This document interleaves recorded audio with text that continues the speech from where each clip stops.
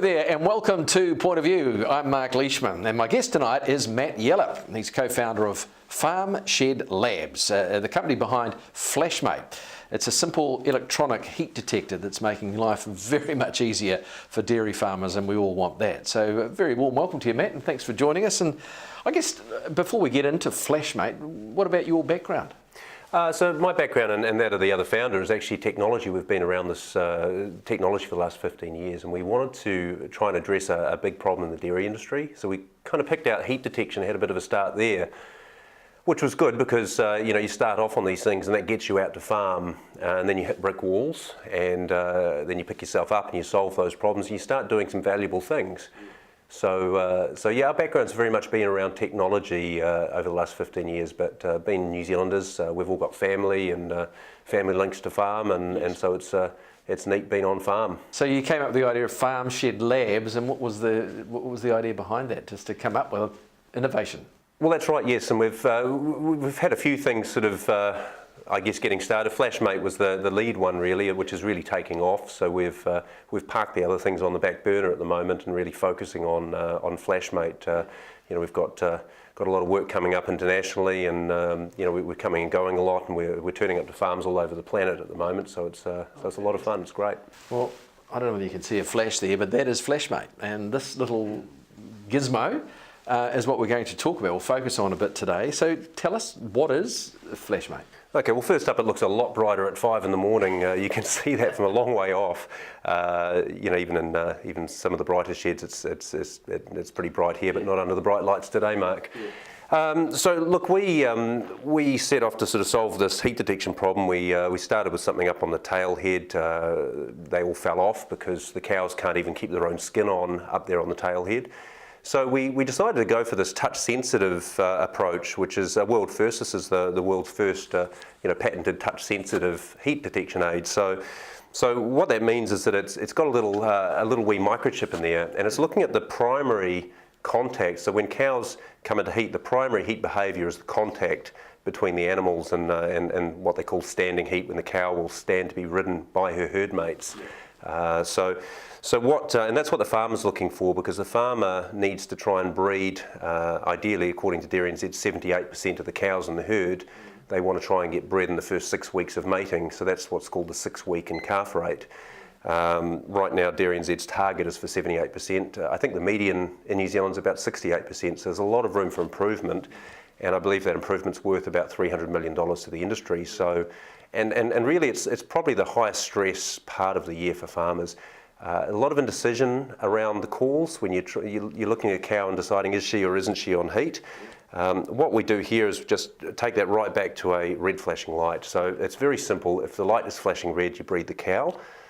What that does is makes life a lot easier for the farmer. Suddenly you can redeploy labour differently. You've turned heat detection into a low-skill job. You can free up your high-skill people to go off and do other valuable things around the farm. But what we're finding is farmers are reporting feeling just as fresh at the end of mating as when they started. And because mating comes hot on the heels of calving, we just see a lot of wrecked farmers by the end of mating. It's people are pretty destroyed and they haven't had any days off.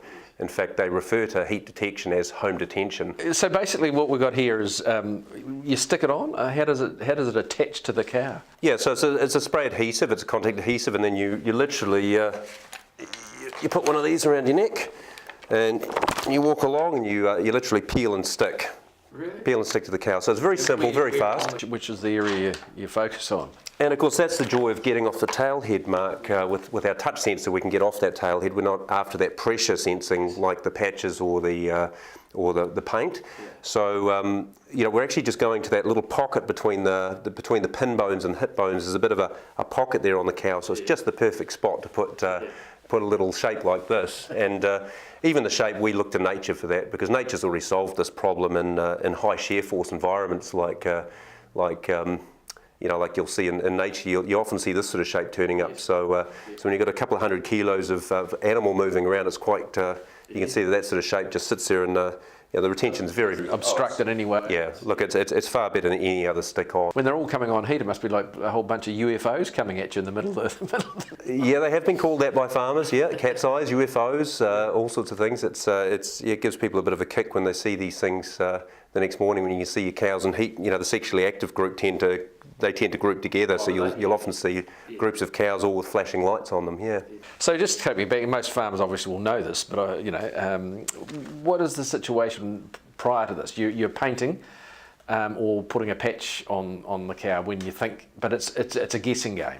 Yeah, well, look, that's right, and we're really strong on not expecting the market to change its behaviour. You can't expect farmers to change their behaviour just because you've got some gee whiz technology that you've come up with, right?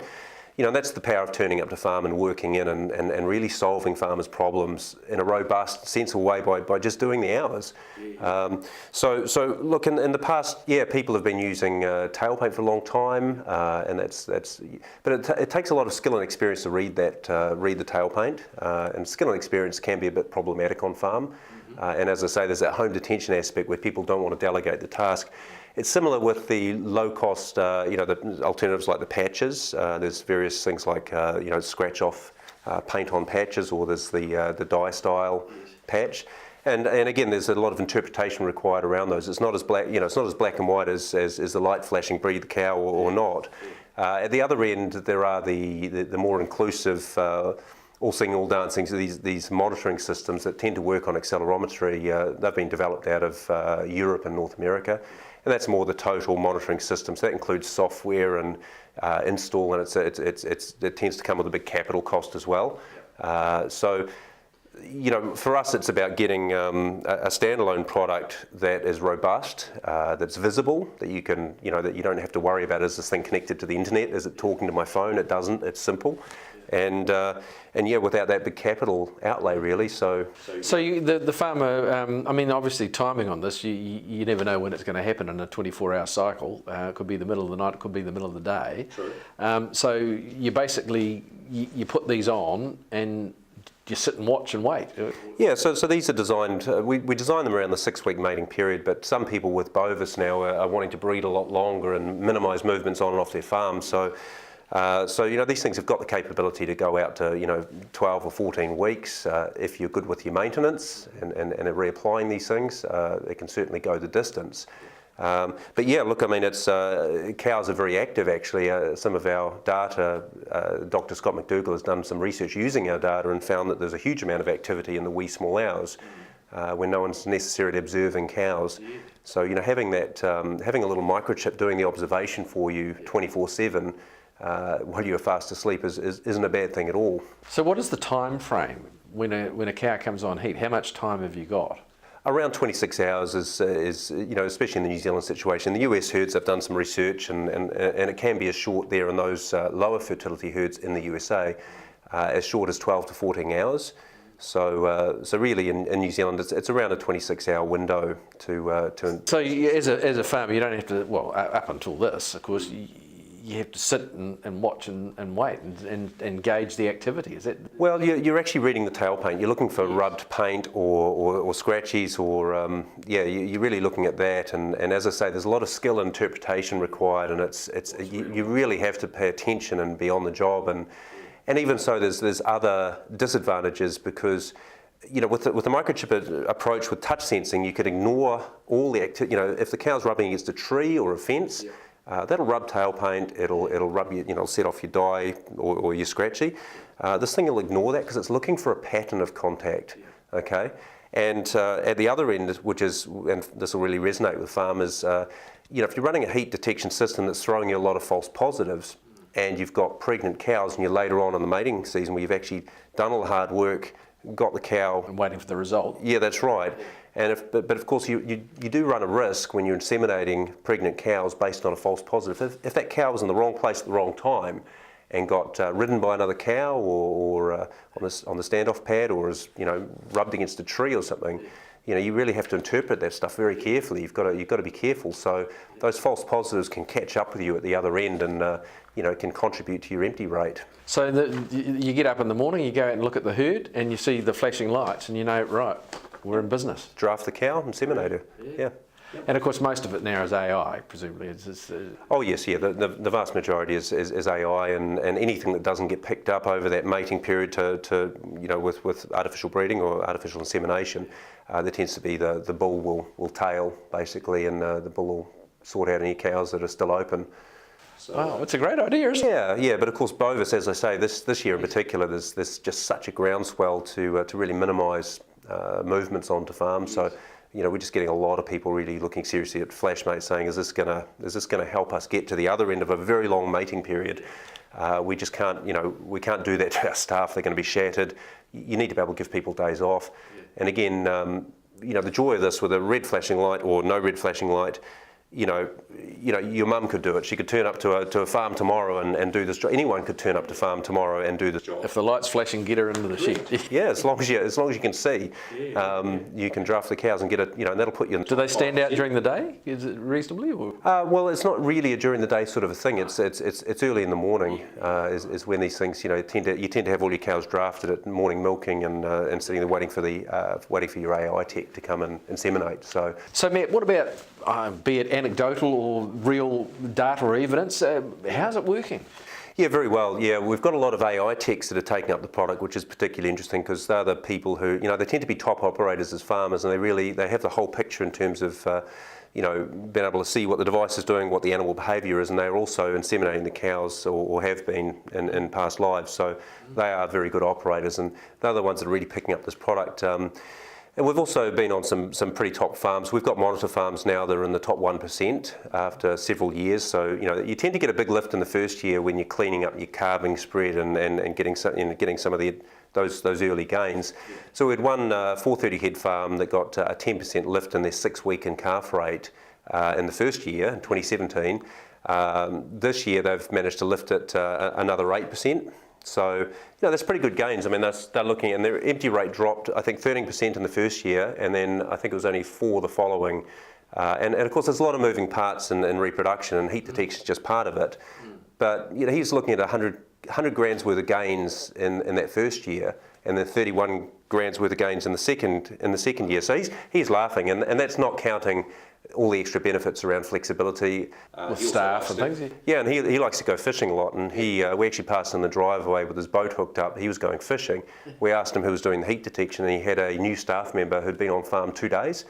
But as long as they can see a red light, they can do the job. And so, so it's great seeing, the monitor farms are really lifting up. We've got the, it bears out in the stats. We've got the numbers. They're now lifting into that top 1% of farms after 3 years of use. So it bears out really, really well. Fantastic. Well, we'll talk much more about this. The product, of course, is called FlashMate, and it sounds like a fantastic idea. My guest is Matt Yellop, and we'll have more from Matt right after this break. You're watching Point of View.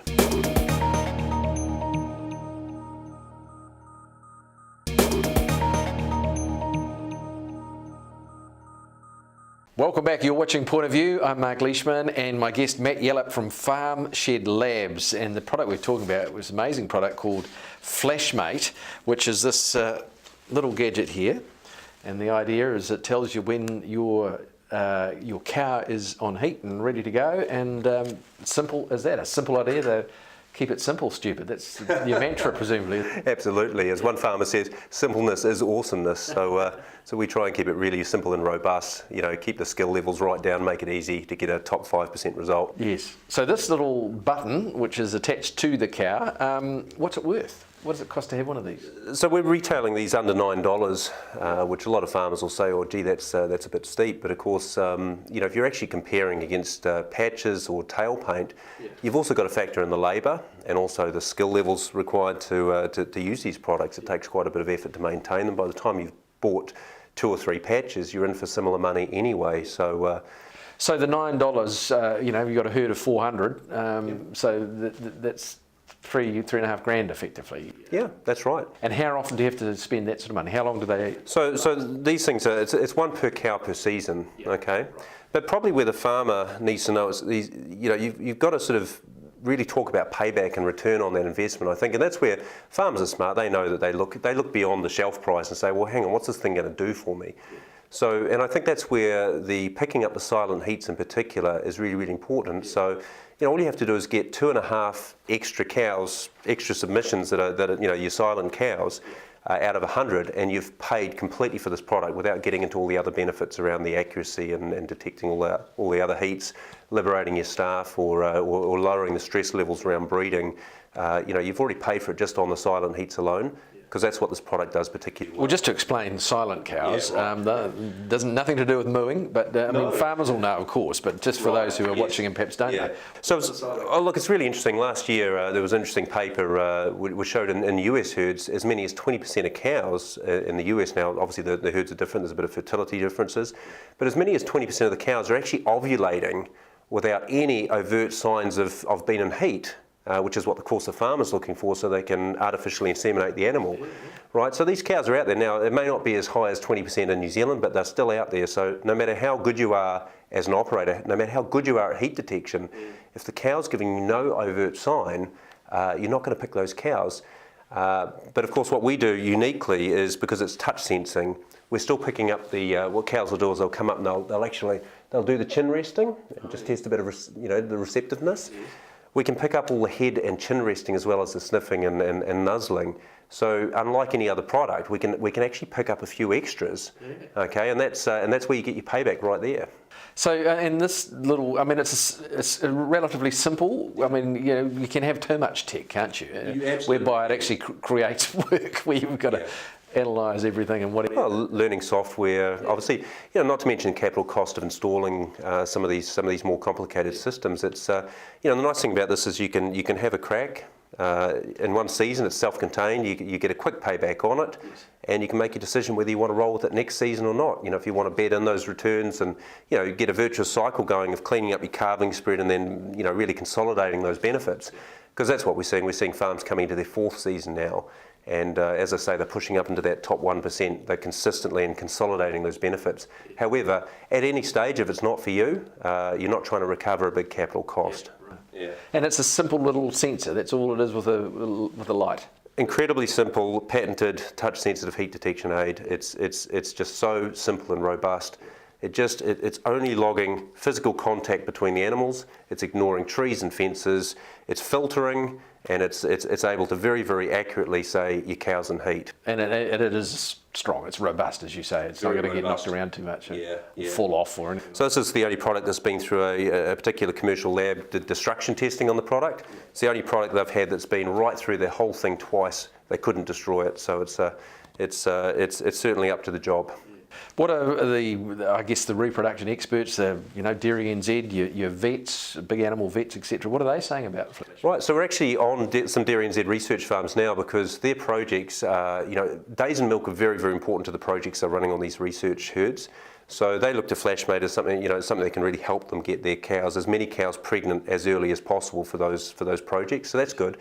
And Dairy NZ is really trying to lift that in-calf rate, from the median of about 68 up to 78% for 78% of your herd pregnant to AI, so best genetics, within that first 6 weeks. So they're trying to lift that. That's worth a lot of money to the industry. And our monitor farms are sitting now in the 80s. So we can very cost effectively get the farms there, get the industry there. What about taking this to the world? How's that going? Are you doing so? Yeah, absolutely. And again, back to experts, we're working with Professor Matt Lucy up in Missouri. He's the editor-in-chief of the Journal of Dairy Science. And again, that's in the US. We've sort of made some visits up to the US. We're clocking the differences in the system. They have a lot of animals in barns across northern Europe and Northern America. So very different system, but of course, guys like Professor Matt Lucy straight away locked onto this as an important research tool for them. So he's sort of debuted some of the data recently at a conference, and in his words, the audience fell off the chairs. So it's certainly providing some good insight for what they're doing up there. And we're also working with a guy called Dr. Paul Fricke, who wrote some of the hormone protocols for. See, how they do it in the US is they basically breed into a very tight window. They use hormones to synchronise all of the cows, and they pretty much then breed to appointment. Really? Yeah, that's right. And of course, What happens is not all the cows will conceive to that insemination. So where these experts see us sitting within, say, the US and European systems is really picking up that return wave.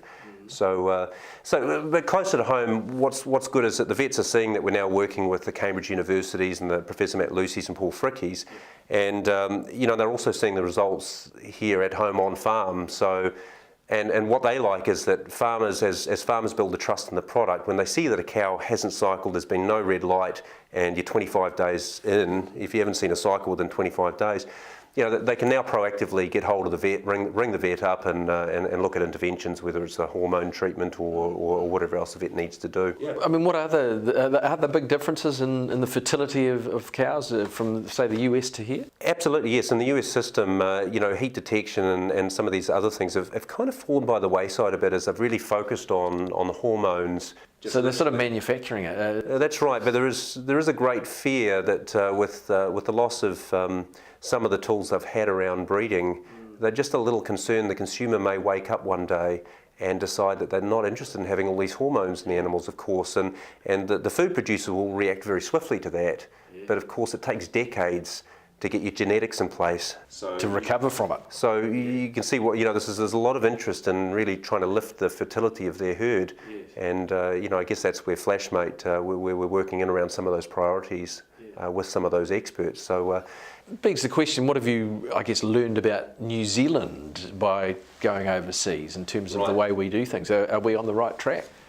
Yeah, look, we're very well regarded internationally, but famously we are a very low-cost input system, and you sort of see some of the differences are quite interesting. I mean, in the UK and Ireland, we've had a great reception, and they certainly have the industry organisations done a great job of drumming into them the importance of timing around the insemination.